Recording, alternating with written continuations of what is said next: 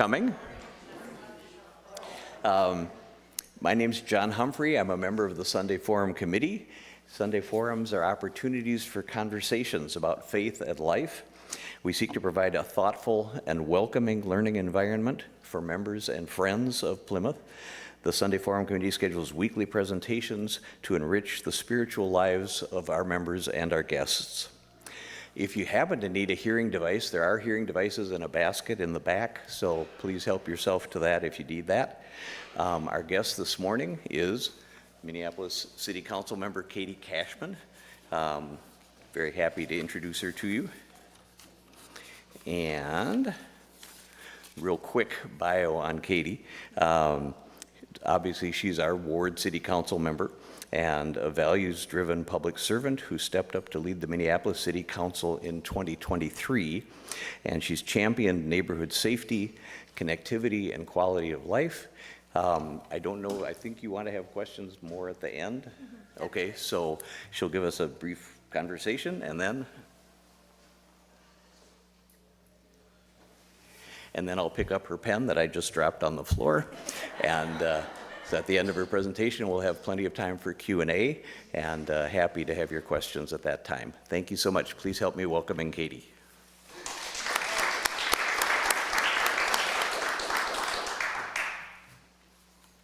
Good morning. Thank you everyone for coming out. It's really such an honor and a privilege to be able to speak here at Plymouth. I am a neighbor. I live in the Loring Heights neighborhood just off of Ridgewood here, and I really appreciate that Plymouth is truly the pillar of our community, that you're so dependable for any kind of community needs, and that's what we're going to talk about today. I'm going to speak about why I got into city council and what have I accomplished in my first year, including on public safety and specifically in this neighborhood, also economic development and neighborhood health. So just to introduce myself, again, I'm Katie Cashman. Before I ran for city council, I was not very involved in politics, but very involved in public service. And so my background has been in organizing, community organizing, and policy. I had many years working at the United Nations, which was a real privilege, helping cities in other countries develop sustainable urban development plans. I also worked at a public interest law firm here in Minneapolis, which is called Minnesota Center for Environmental Advocacy. We took on big polluters in the state, like mining companies, big agriculture companies that were destroying water. And so I do love a challenge and standing up to big interests that are harming our community or our public health. And when I decided to run for city council in '23, there was an open seat in the ward. I was asked by some members of a community organization that I was running to step up, and I thought, what a great way to give back to Minneapolis at a time when we were really having some challenges as a community, struggling with our identity, struggling with public safety, struggling to recover from a really isolating pandemic, and it was a great fit for me. I really have loved canvassing the community, getting to know people, and as a woman of action, I really love just solving problems and finding solutions to challenges that we face.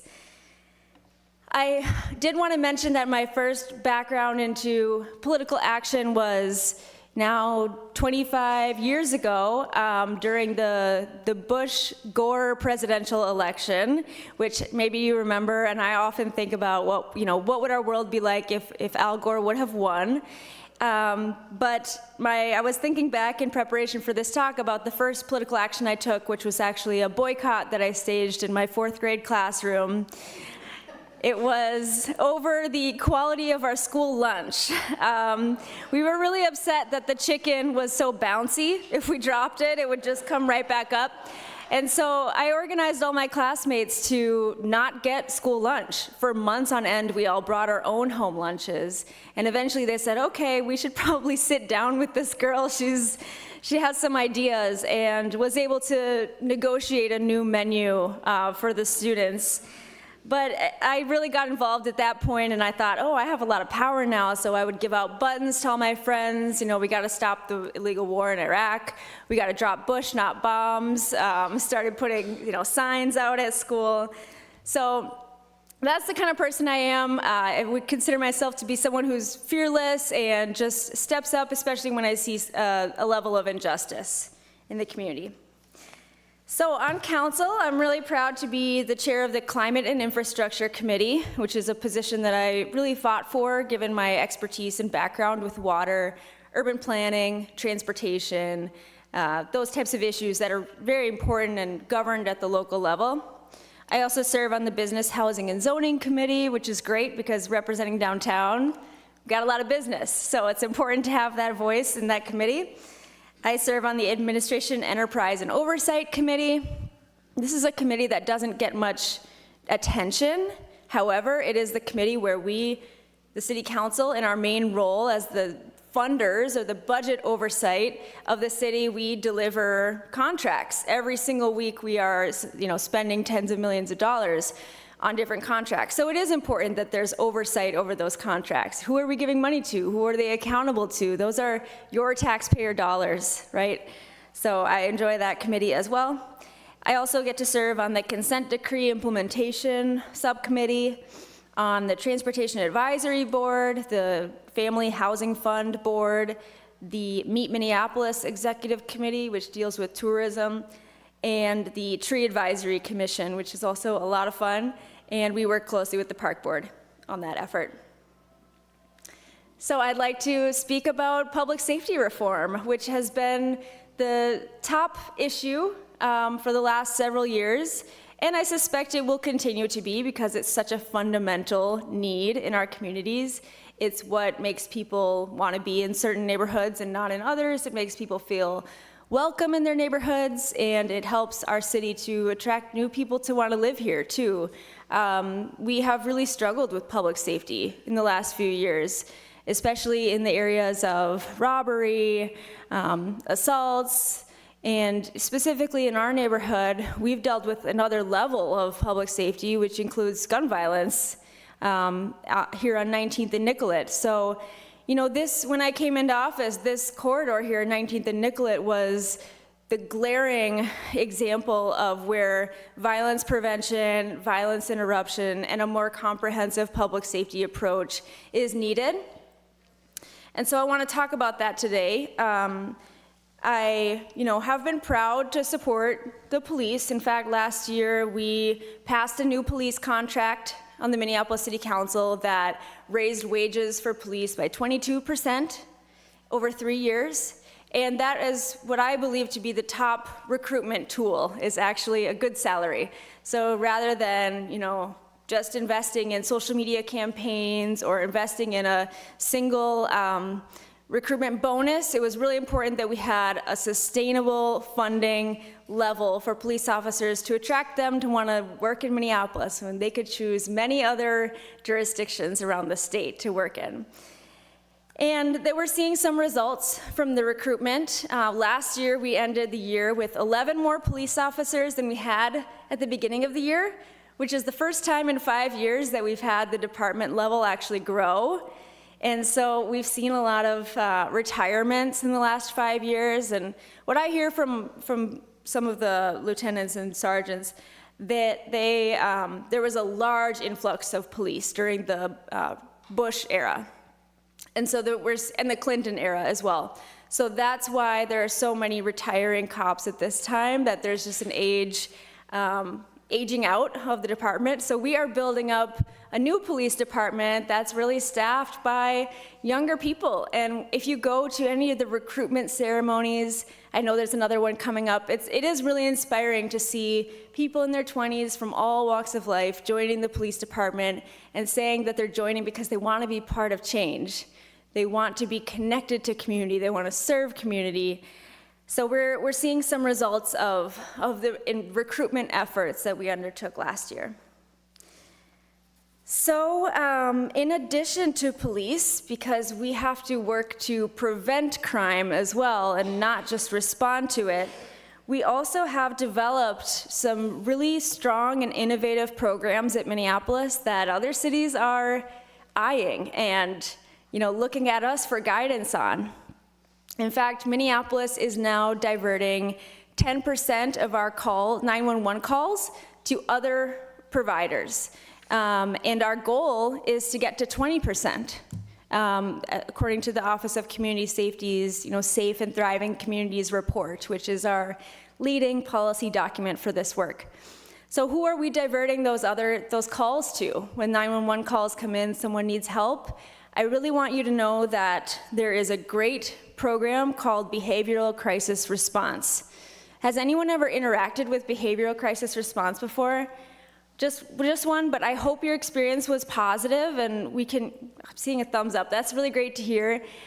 We can talk more about this if you want, but these are trained mental health professionals that are dispatched by 911. We work through a nonprofit called Canopy Roots. That is our vendor for this service.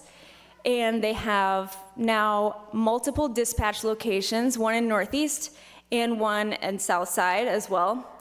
And they come up with a van. They have all of the medications, maybe overdose prevention medications, food, beverages, clothing, anything that you can imagine someone who's having a behavioral crisis might need.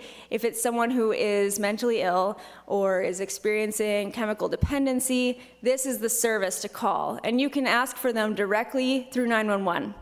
So I have many times, actually, and downtown is the top location where BCR is sent to, because that is the landing pad for so many Minnesotans who do need help. And so I encourage you to just get to know this service. It's really important that we have trust in our 911 operation, that when you call for someone that you don't think needs a police response but needs help personally, that you can trust that this service will be there. So we also have a series of violence prevention programs. These are fairly new. We established the Office of Violence Prevention before the pandemic, but not too long. So I want to say around 2018 or 2019. And these services include group violence intervention, which is a service which levies trusted relationships in community to try to prevent group violence. Group violence can take the form of drug dealing or gun sales, so like gang-related activity. And it's proven to work. There's also a program that operates out of the hospital, HCMC, called Next Step. So for example, if someone comes in with a non-fatal shooting, they can be served by this program to prevent a fatal shooting, to prevent retaliation, right? And so this program is very important. I'm glad that after a lot of negotiation on the council and with the mayor and with the department, that we were able to pass several contracts for group violence intervention just a few weeks ago. We also have crime prevention specialists and community navigators now in every single police precinct. And these are civilian positions. They're non-sworn positions, but they do such a good job of relating to community and helping them prevent crime on the front end. So if you are a business or you are a building manager and you want to look into, okay, what are my lights, preventing crime? Do I have a good camera system? Are my employees trained on how to trespass an individual? That's the kind of work that the crime prevention specialist can do. And it really empowers community members to kind of take safety into their hands and to know about what kinds of services the police department can offer. We've also developed safety ambassadors. This is very much modeled after the Downtown Improvement District has 50 or so ambassadors. They wear a blue vest with some yellow lighting on it, and they are your first point of contact as a visitor when you're downtown, and they really help people navigate the downtown core. They also do cleaning, and it's more than just a safety service. It's also a hospitality service, but it provides these really critical eyes on the street to help people feel safe in their neighborhood. So we've seen it downtown, we've seen it work, and we are expanding that to other neighborhoods in the city, starting with Franklin Ave and Lake Street, which were identified as two of the cultural corridors in the city that most needed additional safety presence. Of course, I represent Uptown, so I am fighting for this service to come to Uptown, because that's what a council member does. And it's on the list and it's budgeted, and as soon as the Office of Community Safety has capacity, we will have a safety ambassador program in Uptown as well. So I think I would like to just pause here and see if you have any questions about public safety, because I think, this is something that I've engaged with the Plymouth Congregational Church group, Rick's, about over the last year and some months that I've been on the council. And I want to see if anyone has any feedback or experiences or questions about public safety before we talk about some other issues in the neighborhood. Good morning, good to see you. Good to see you. So I am part of what we call the Campus Task Force 2.0 here at Plymouth, and we are a group who is trying to envision how we can be present as a neighbor in this community and how that might shape our future as a congregation. And so a lot of that as well is building relationships with neighbors, neighborhood organizations, et cetera. So I think from your perspective, I would love to hear if there are ways that as a congregation, we can be kind of more actively present in engaging in things that are going to improve public safety kind of comprehensively. Mm-hmm. We certainly want to kind of look at it from a kind of holistic perspective, a neighborly perspective. But just any ideas that you have, I'd love to bring them back to that group.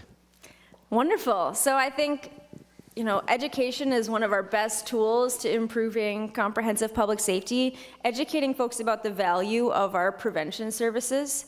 We have a new 5th Precinct inspector. So we're in the 5th Precinct, and James Novak has recently been promoted to be the inspector here, and he's really interested in training his whole slew of department leaders into being community-oriented. And so I think one thing that could be helpful would be having some of the 5th Precinct prevention staff in those civilian positions actually come here and introduce themselves and educate folks on the services they provide, whether it's mediation, crime prevention specialists, community navigators who do a lot of resource connecting for folks, connecting to Hennepin County services, et cetera. And then secondly, we have approved a contract for violence interrupters to come to this neighborhood, finally. And I think it's much needed. There's just a little bit of finalizing in the contract right now. Mad Dads was originally selected as the group, as the vendor, and now that has changed just in the last week. So while we figure out who the actual vendor is that will be providing violence interrupter services to the stretch of Nicollet, I think it would be great to get that word out as well, and people could meet the vendors, the violence interrupters, and ask them questions about their service and educate people on that service too.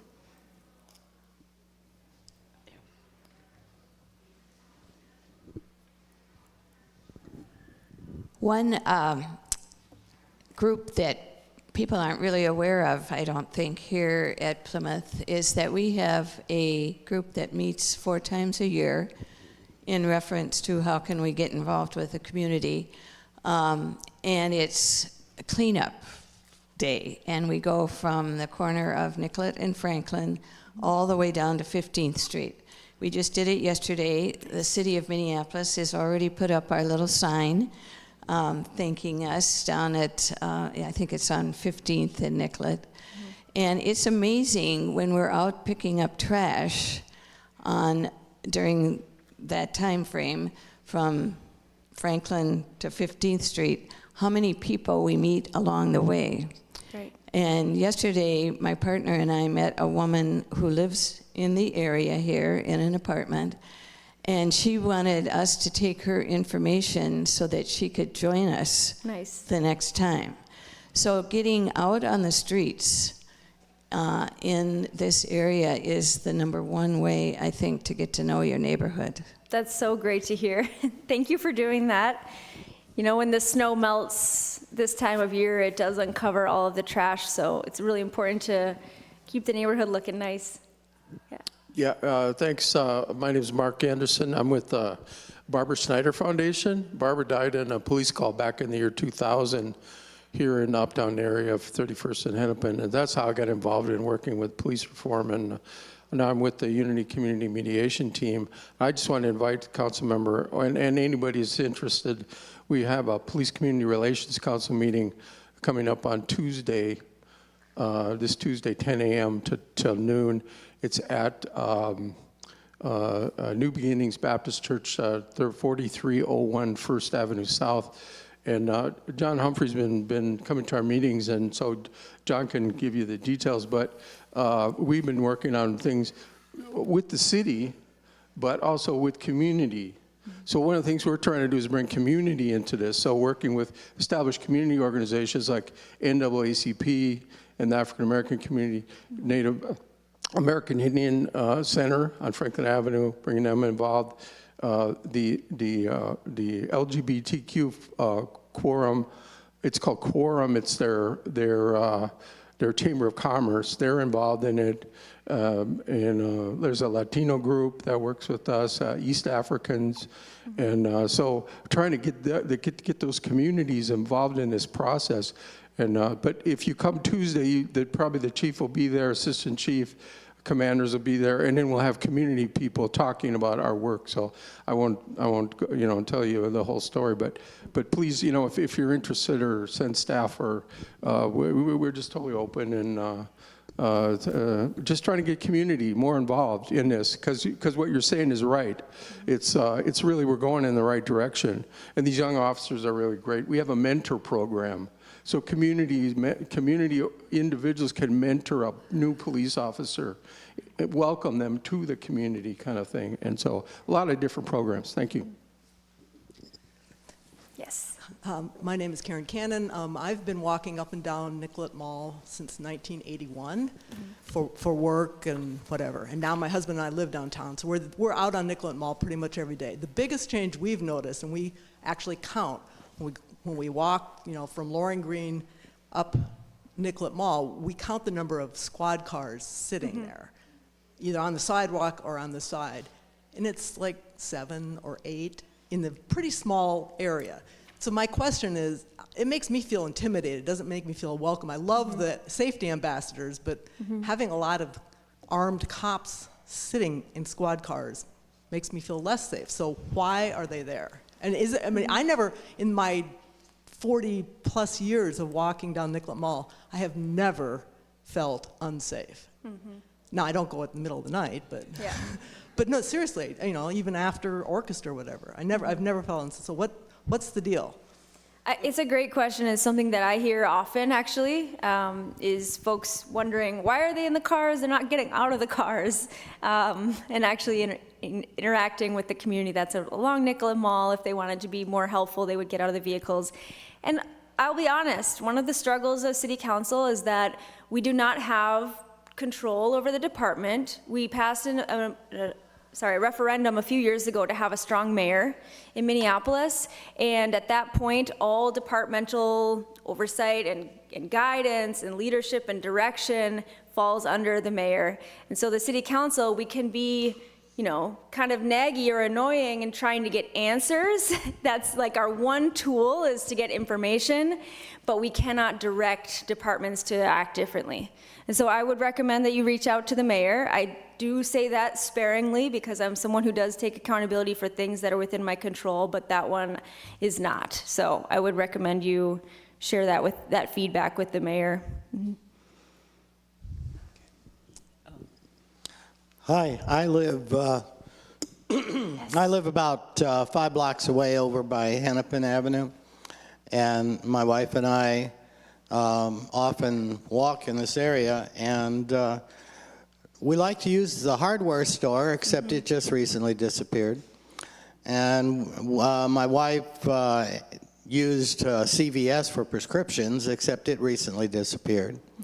We used to shop at the grocery store, but that disappeared 10 or 15 years ago. And recently, when I was in a meeting in church one evening, heard gunshots in the parking lot below, and found out from other people that that's not uncommon. And I hear from Plymouth people that people in this church just don't feel safe in the neighborhood. I feel relatively safe because I know what hot spots to avoid. But that doesn't mean other people feel safe. How we are now a service desert in this area. How do we get out of this? How do we get rid of the... I walked by the 19th and Hennepin and kind of look at the drug dealers out of the corner of my eye because I don't want them to think I'm staring at them. And they're there most evenings if it's not raining. How do we turn all this around? Well, a lot of what you have talked about is, what's been in the works for this past year is trying to bring more public safety resources into the neighborhood. So I think this year we're going to start to see some results from that. The group violence intervention, I think, is helpful. The violence interrupters will be helpful. But I would like to actually segue into economic development because I think that's really the heart of what's at issue here at 19th and Nicollet is that we've lost some big box stores, and that brings a lot of vacancy, and vacancy can also contribute to this sense that there's nobody caring about the neighborhood, so you can do whatever you want. So this year, my office is collaborating with Councilmember Jamal Osman, who represents the east side of Nicollet, so we share the corridor. And we are establishing Nicollet as a cultural corridor, a cultural district in the city. So you may have heard of cultural districts like Central Avenue, Lake Street, Franklin Avenue. We currently have 7 in the city. And when this was established, 10 years ago now, East Street, or Nicollet, was left off the list, unfortunately. So we're working to correct that. And what the cultural corridor does is it creates a lot of marketing materials for the district under the Meet Minneapolis group who promotes tourism. It also makes the corridor a priority area for all of the city's economic development grants and programs. So we have some great programs at the city. One is called BTAP, Business Technical Assistance. We also have business district support grants that are up to $50,000 for nonprofits to do business district support. So once we establish Nicollet as a cultural corridor, it'll become the priority area and eligible for those grants. So one thing Plymouth could consider doing, if you have a nonprofit wing, which I'm sure you do, no?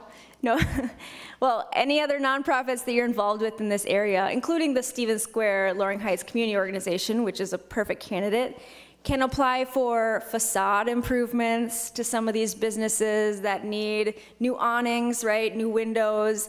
They can apply for assistance with commercial real estate brokerage. It's actually one of the most needed services in our city right now, connecting entrepreneurs and businesses who are looking to find a brick and mortar with these retail vacancies.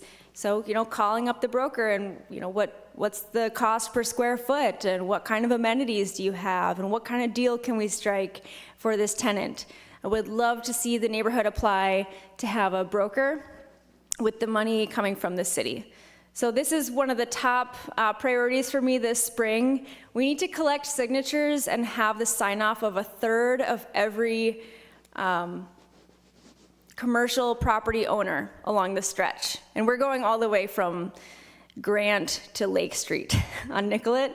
So we do have to go door to door and collect signatures. If you are a commercial property owner along Nicollet, come and see me. We'll grab your signature even here today to get that out of the way. There's no reason why anyone would oppose it, right? Because all you get is resources and some marketing.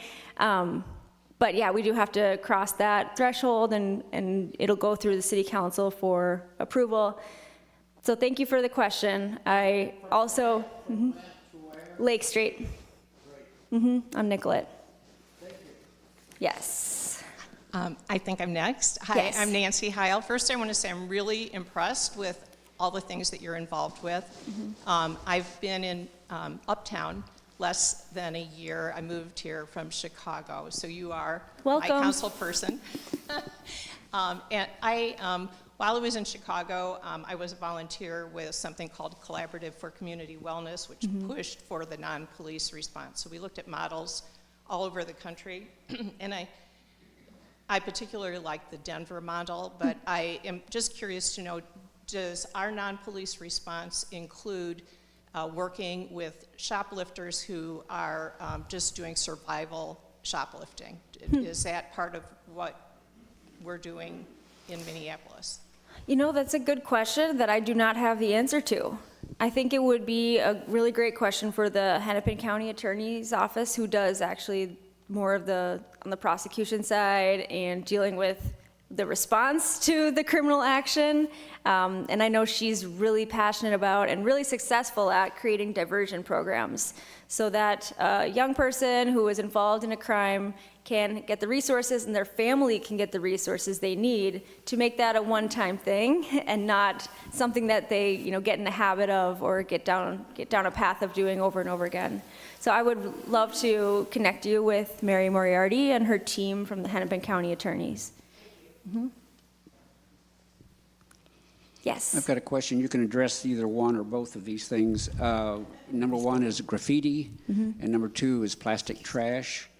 And I don't know what the council has to do with this, if anything, but I know they've addressed in the past or brought up the subject of plastic bags, single-use plastic bags.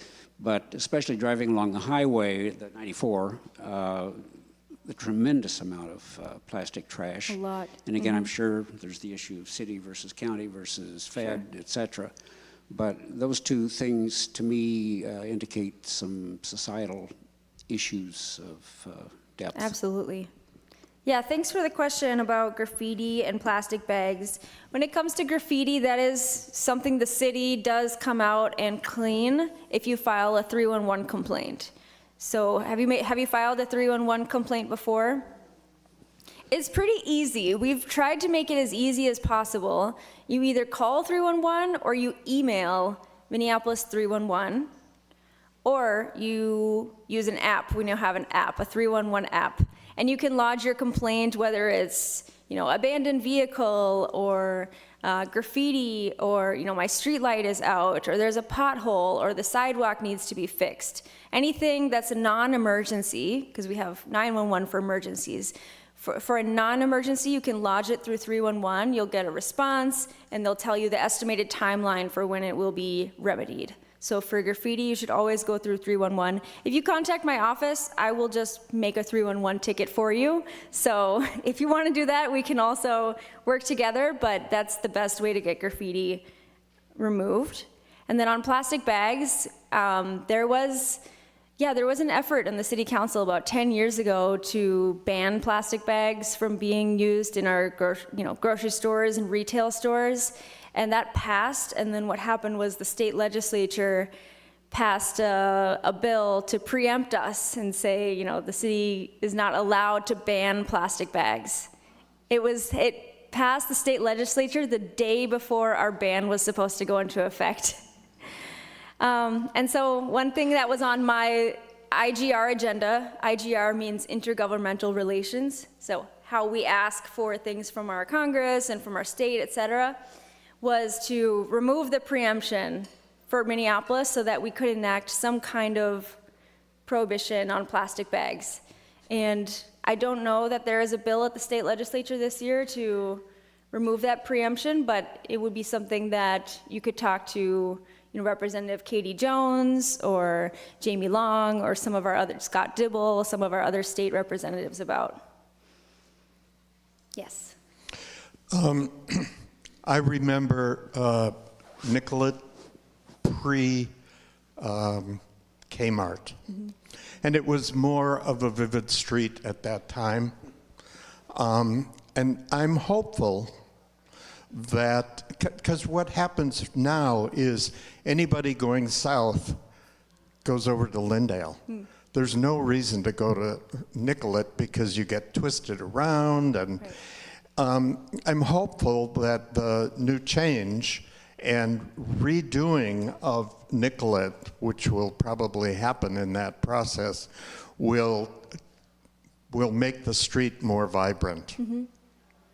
Great. I mean, this is a huge deal that we got the Kmart down, right? It took so long, and we're going to be opening up Nicollet to traffic again, which is great.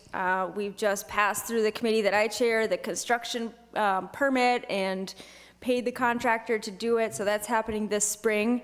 It's about 6 acres, so there's a lot of room for new housing to come in on either side of the street. And what I'm really excited about and championing is because it's a city-owned property right now, we have a lot of control over what happens. So I would like us to invest in geothermal energy as the energy source for this whole plot of land while we can, right? So that we don't create a whole gas network that's going to be obsolete in 30 years.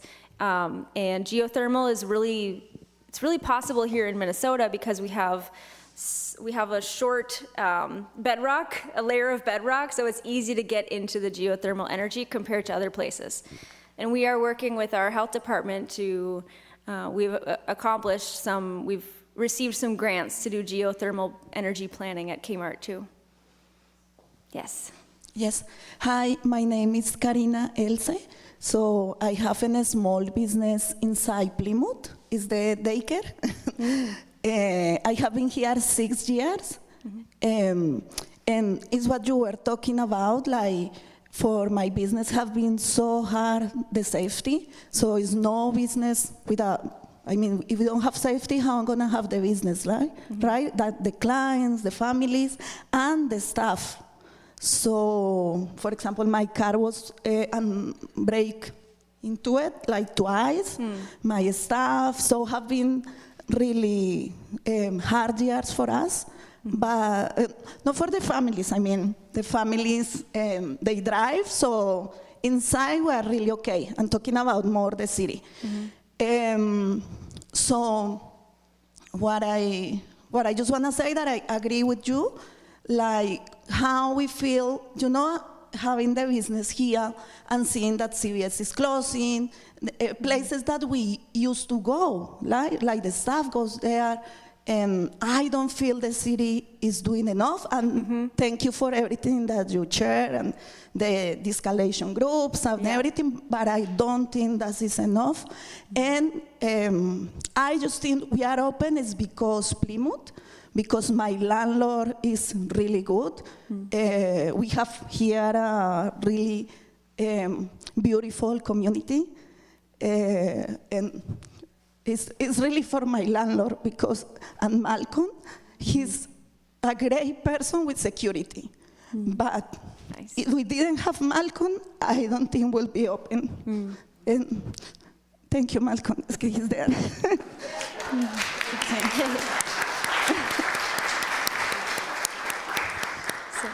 Yeah, I just want to share that experience, but my question is, when I got the email, they say that you were going to talk about immigration, if we were going still to be a city, like how the city stand off with immigration. So if you want to talk a little bit more about that. Yeah, thank you for asking. Well, the city is really proud to be a welcoming city where we have a separation ordinance in place, which means that city staff, whether it's the police or housing or any department, cannot ask about immigration status and cannot collaborate with ICE. And that's a unique thing. Not every city has that policy. We see that Trump is now coming after sanctuary cities and states for that reason and trying to rescind funds. And I can promise that our city will never sell out, and we will never compromise on our values or put our immigrant community in harm's way for the benefit of Trump's administration. We do have a really great Immigrant and Refugee Affairs department. So it's called Office of Immigrant and Refugee Affairs, OIRA. It's run by a woman named Michelle Rivero. And she does a lot of work on Know Your Rights trainings, really just educating immigrants in the city on what to do if you are, if ICE comes to your workplace or comes to your school, what do you need to know about your rights so that you are able to protect yourselves, because that's really the fundamental issue is that ICE is taking advantage of people's fear. And so in order to overcome that fear, I think education is empowering. We also just passed last week a new well, we'll be passing it this week, finally. It passed through committee, but we are legalizing or decriminalizing street food sales as a direct effort to help the really Ecuadorian community of women who are new to the city to not get ticketed and, get these really expensive multi-$100 citations from the health department for selling food on sidewalks. And this is an effort to help them grow their businesses and actually legalize their businesses, go through food safety training, be able to successfully, safely sell food in public spaces. This does not apply to park spaces because the parks are governed by the park board, not by the city. So just so you know, it's just a common misconception or I guess confusion, but there are designated areas now in the city where people are going to be able to sell street food, and it's really become a good way for us to connect and build trust with the newcomers to the city instead of penalizing them or trying to tell them you're not welcome, and say, hey, how can we help you grow your business and earn a family sustaining income? Thank you for that question. Okay. I think we have time for one more question. Thank you for coming this morning. I live downtown. And I actually, John, I have two questions. The first one is, what are we doing to make the mall more vibrant? I have had the privilege of traveling around the world. I just came from Ljubljana, where they don't allow cars in about probably a mile square of the downtown area. And it's vibrant. You have people out on the street all the time. That's question number one. And question number two is the skyways. Ever since the COVID, the skyways are they're not open on weekends. And we have people that come from out of town for, I guess it's 7 or 8 football games a year that fill up the hotels, and it's winter and there's these barriers. So what it seems to me like the current mayor, his priority is business, not the 50,000 plus people who live downtown. 60. 60,000. Yes. We actually added 2,000 people to our 2,000 new residents to our downtown core just last year, which I'm really excited about because we've invested in more housing downtown. I authored an ordinance to make our zoning code amenable to adaptive reuse so we can convert offices into housing, and that's a large part of why there's more housing downtown and more people downtown. So I do believe in building our residential population is really good for business and vice versa. Nicollet Mall, we are undergoing conversations right now about whether public transit should move to other corridors, and there is no consensus on that. In fact, there's a lot of disagreement about what's the best corridor, what's the best way to make the mall amenable to the most amount of people.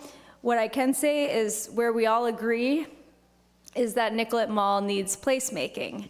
Nicollet Mall needs the businesses along the corridor to invest in their facades and their doors, to open them, to make it an attractive place to be. There are some absentee or vacant landlords along the stretch who are a challenge to work with, and so that's one of my big priorities, is getting them to come on board with us to make Nicollet Mall, everyone's backyard, make it the epicenter of our downtown. Placemaking this summer will include a lot of parades and festivals, street food, street music, a really lively place to be. So we built a lot of that last year, and I know it's going to continue this summer. Skyways is a whole other challenge. Again, they're privately owned, not publicly owned like the St. Paul Skyway Network. And so we can't demand too much. We have to use more of the carrot approach, more of the carrots, the incentives, than the sticks. But we're working with some partners to do, again, the activation of the Skyways. So the Mill City Running Club, we're inviting them to run in the Skyway and to help us identify those barriers in the networks. Where do you most often get blocked out, so that we can, pinpoint those areas and convince the building owners to keep their doors open later.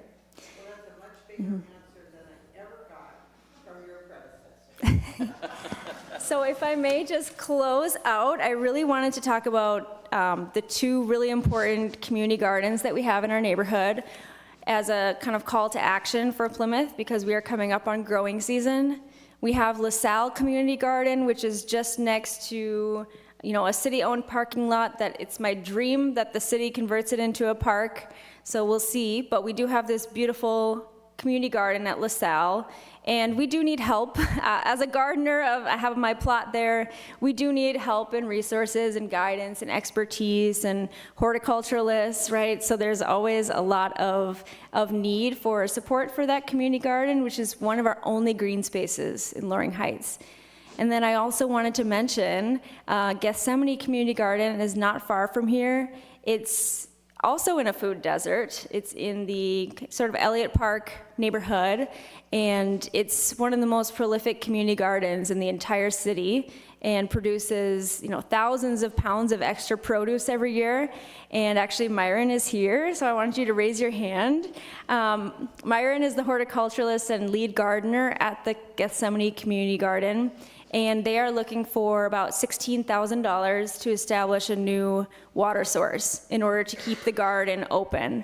And so I did want to invite Myron to just say a couple of words about what they're looking for and how they might be a resource to the Groveland Community Shelf, the food shelf, or to the church as well. Myron, a couple of sentences if you can do that. Yeah, last year we produced 1,700 pounds for the food shelves from our gardens. Gethsemane Episcopal Church is on the corner, and they originally started our garden, and they're gone, sadly. And the building's probably going to be torn down or sold soon. So that is our water source, and we'll lose our water source with that. So that estimate that Katie's giving is for us to get a new water source, a water connection to the water main for our growth. How's that? Are you wonderful? Thank you so much. Are you in touch with our Groveland food shelf? Yes. At all? Okay. Yes. I mean, because it sounds like we're having produce shortages and having to close early there. And if you're having produce overages, it seems like a connection that we ought to make. That's what we want. Yes. Okay. We do want to work more with Groveland. Great. Okay. So thank you. And could we have a round of applause for our speaker, please? Thank you.